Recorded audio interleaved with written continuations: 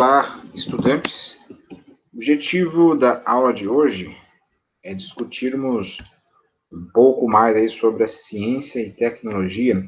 No caso, sobre a ciência, Nós temos discutido nas outras aulas um pouco o que significa a ciência, quando surgiu a ciência. A ciência, nós vimos ali na primeira aula, quais são os objetivos, a natureza da ciência.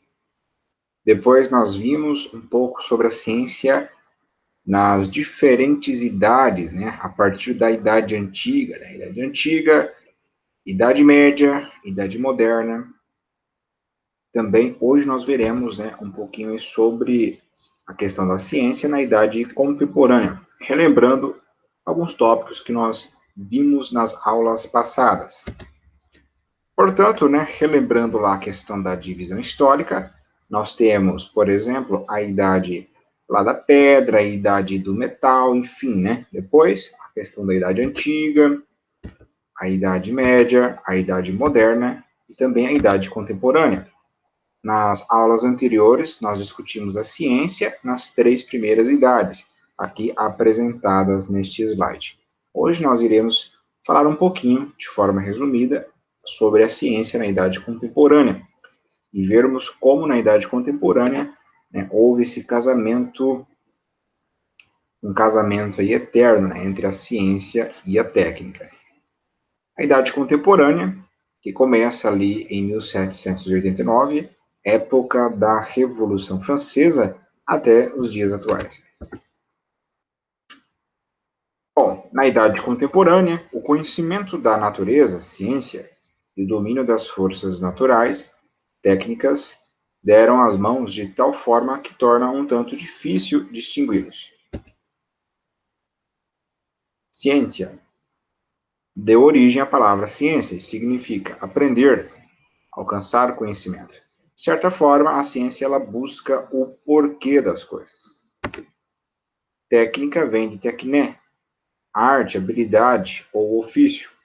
De certa forma, a técnica ela busca o como fazer. Portanto, a ciência ela está relacionada ao saber, enquanto que a técnica está relacionada, de certa forma, ao fazer.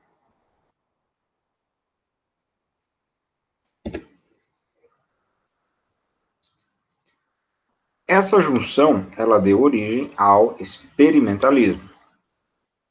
Como veremos, o experimentalismo é a grande marca da ciência moderna. Nós estudamos nas aulas anteriores a ciência na Idade Antiga, Moderna, Média, e Moderna, como foi dito. Nós vimos na Idade Média, por exemplo, que a ciência ela estava separada dessa parte experimental. A técnica ela estava separada da ciência. A parte prática. A ciência ela era embasada principalmente no método dedutivo, do geral para o particular. Na Idade Média, os cientistas, se podemos assim dizer, eles tinham uma mentalidade embasada no mundo grego. A influência grega, principalmente de Aristóteles, na época do Renascimento, Platão, a influência grega fazia com que todo o trabalho manual, o que envolve o experimentalismo, logo que experimentalismo é trabalho manual, essa concepção grega fazia com que esses cientistas, olhassem para o trabalho manual como algo deturpado, algo de segunda classe. O próprio Aristóteles dizia que o trabalho manual era algo destinado aos escravos, não aos homens, de liberdade, aos homens que pensavam, aos homens estudados, vamos assim dizer. Essa mentalidade grega influenciou muito a mentalidade do homem medieval. Portanto, não havia lugar para o experimentalismo. Não que não tenha tido. Por exemplo, o Roger Bacon, da Escolástica. A Escolástica, que foi o movimento, né, que fundiu ali o aristotelismo, né, com a teologia, as concepções gregas, né, com a teologia. Roger Bacon, da Escolástica, ele foi, de certa forma, um proto, né, cientista. No entanto, na sua maioria, os cientistas não viam com bom grado esse trabalho técnico, o trabalho prático, o trabalho manual. Isso vai mudar no final da Idade Média, com o Renascimento, onde o homem ele começa a ter olhares diferentes. A natureza passiva do homem dará origem a uma natureza ativa, tanto que nós vemos ali na Idade Média as grandes navegações, a possibilidade e o querer, né, descobrir outros lugares do mundo.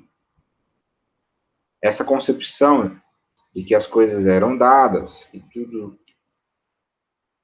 que tinha que ter sido descoberto já tinha sido, ela dará lugar à concepção ativa, né, a uma mentalidade ativa, melhor dizendo, onde a gente pode atuar sobre a natureza e dela retirar para o nosso benefício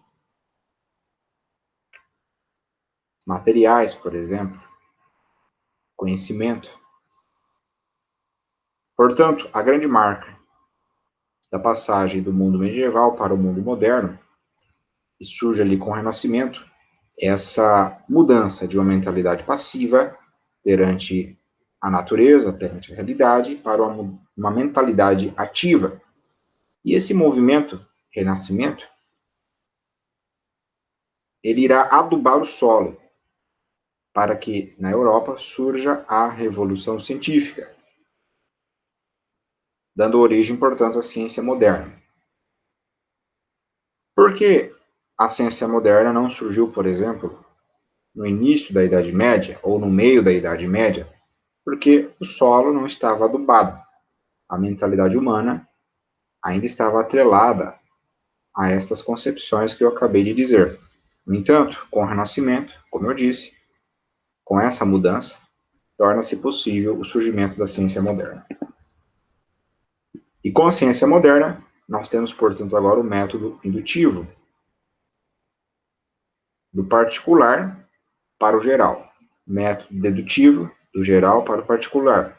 Método indutivo, do particular para o geral. E as conclusões gerais que são tiradas não são necessariamente verdadeiras, mas sempre são estabelecidas a partir do particular.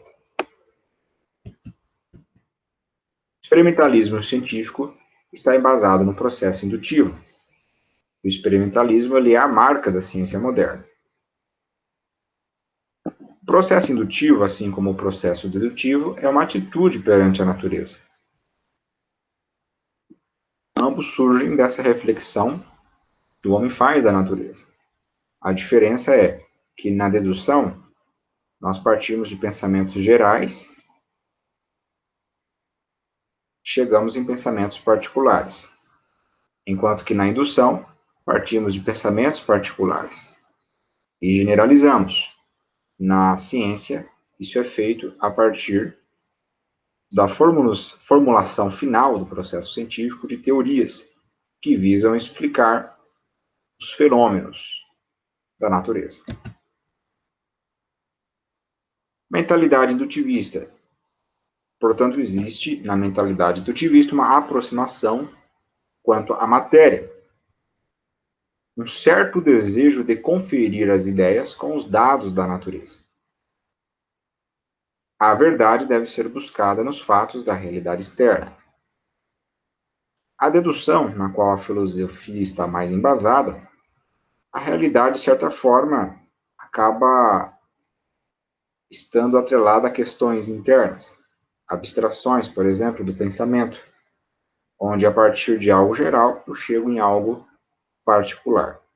O método indutivo, não. Ele, que é a base do experimentalismo, está embasado na concepção de que a verdade deve ser buscada nos fatos da realidade externa. As ideias surgem, as hipóteses são levantadas, e essas hipóteses, elas são testadas por meio de experimentos. Realidade externa. Experimentos. Realidade externa.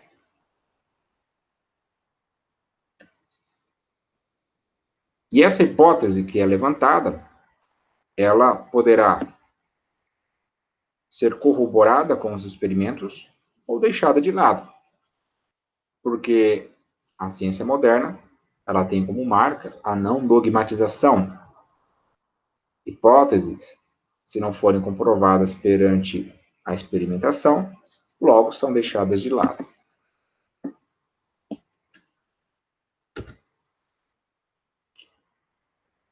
E esse método indutivista, esta mentalidade, que leva à experimentação, visando compreender e controlar, tem como objetivo caminhar do caos para a inteligibilidade, ou seja, de algo caótico para algo mais ordenado. Isso nós vemos, por exemplo, na química. Nós temos uma gama de transformações que ocorrem. Materiais de um tipo são transformados em materiais de outro tipo, de forma natural ou por ação do homem. A química vem, a partir de suas teorias, e lê estas transformações com o óculos da química. E nós passamos a interpretar estas transformações da seguinte forma. Nós compreendemos que o material, por exemplo, ele pode ter uma descontinuidade da matéria, ser constituído, portanto, de moléculas, substâncias. Esse material pode ser uma mistura homogênea, pode ser uma mistura heterogênea. Estas substâncias, elas são constituídas por átomos que estão ligados. Nas transformações, ligações são quebradas para serem formadas novas ligações, ali nos produtos. E nós temos todo um aparato simbólico para expressar isso daí. E qual é o objetivo? Esse aparente caos, torná-lo inteligível, compreensível, mais ordenado, vamos assim dizer.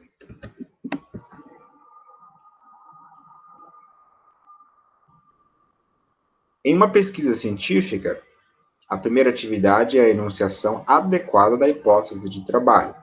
Essa hipótese, ela tem que estar atrelada a uma lógica, ela tem que ser coerente à mentalidade científica.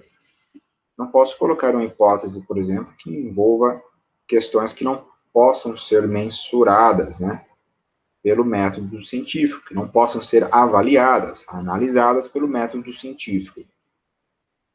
Portanto, a primeira atividade da pesquisa científica é a enunciação adequada da hipótese. Você, estudante que está me ouvindo, você irá fazer posteriormente um trabalho de conclusão de curso, trabalho científico, seja na área da química dura, seja na área do ensino. É necessário, como metodologia científica, você inicialmente levantar uma hipótese, para que o seu trabalho seja norteado a partir desta hipótese.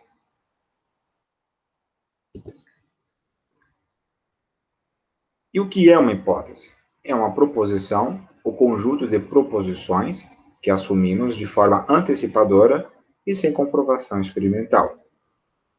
A hipótese, portanto, ela não tem comprovação experimental. Ela não depende da comprovação experimental para surgir, para existir. É claro que a sua hipótese, ela tem que ser apta à comprovação experimental.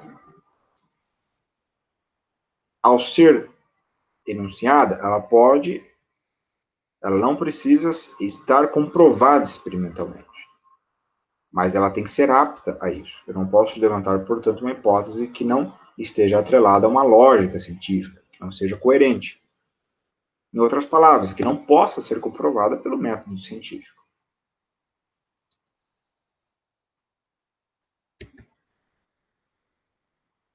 E essa hipótese, por exemplo, caso o seu trabalho seja um trabalho experimental, uma experimentação de laboratório, por exemplo, onde você vai testar a sua hipótese a partir de um experimento químico. Essa hipótese, ela orienta a sua experimentação. Ou seja, o seu experimento será montado de tal forma que ele terá uma coerência com a hipótese levantada. O seu experimento ele será montado de tal forma que os resultados que dele vier poderá comprovar a hipótese ou não comprovar. Mas essa estruturação dará origem a uma resposta, vamos dizer, clara e objetiva, corroborando ou não com a hipótese. Portanto, o experimento ele tem que estar atrelado à sua hipótese. E a hipótese, como eu disse, ela é o coração da pesquisa.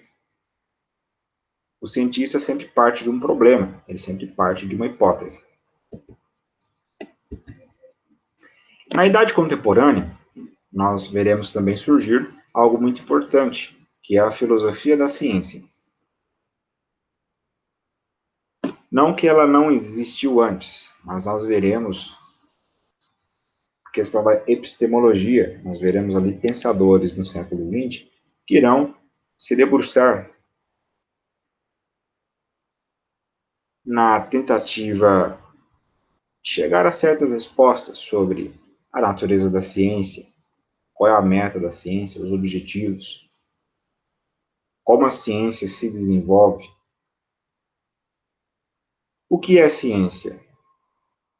O que não é ciência? São perguntas para quais serão levantadas respostas no decorrer do século XX. Há vários filósofos da ciência. Um deles é o Karl Popper, que trouxe um princípio bem interessante, que veremos posteriormente, e o outro é o Thomas Kuhn. O Karl Popper, por exemplo, traz a ideia que uma teoria ela não pode ser comprovada como uma verdade, por exemplo. Eu não posso provar, vou melhorar essa afirmação. Eu não posso provar, segundo Karl Popper, que uma teoria é verdadeira. O máximo que eu posso fazer é provar que uma teoria ela não é ela não subsiste perante certas evidências. Então eu posso falsificar uma teoria. Eu não posso provar que ela é uma verdade absoluta, mas eu posso falsificá-la, vamos dizer assim. É o princípio do falsificacionismo. Se uma teoria ela não consegue explicar uma gama de fatos, então ela torna-se falsificada, ela não tem êxito. Para Thomas Kuhn, aqui nós veremos agora o papel da história na ciência. Thomas Kuhn, por exemplo, ele vai trazer aí o que é, como que se processa a atividade da ciência. Ele vai trazer alguns conceitos, como ciência normal, paradigma, e o conceito de revolução científica. É muito interessante, porque para ele ciência normal é aquele período onde todos os cientistas adotam paradigma. Paradigma é uma teoria ou conjunto de teorias que direcionam a atividade científica. Mas, de repente, como produto dessa atividade científica, podem surgir certas anomalias, questões que a teoria não explica. Isso gera ali um período de turbulência, podendo culminar em uma revolução científica, onde o paradigma, né, a teoria, o conjunto de teorias que antigamente eram aceitas, passam agora por uma reformulação. E um novo paradigma surge, e um novo período de ciência normal também surge. E posteriormente, como a ciência não é um dogma e ela pode mudar, poderemos ter novas revoluções científicas. Então, o objetivo da aula de hoje foi falarmos um pouquinho aí da ciência na idade contemporânea. esse casamento da ciência com a técnica. O filho disso é o experimentalismo. Nós vimos que na Idade Média a concepção era outra. O experimentalismo ele surge na ciência a partir da Revolução Científica. Vimos também por que a Revolução aconteceu quando aconteceu e não antes. E também essa questão do século XX e o surgimento aí de algumas respostas que abordam a estrutura da ciência.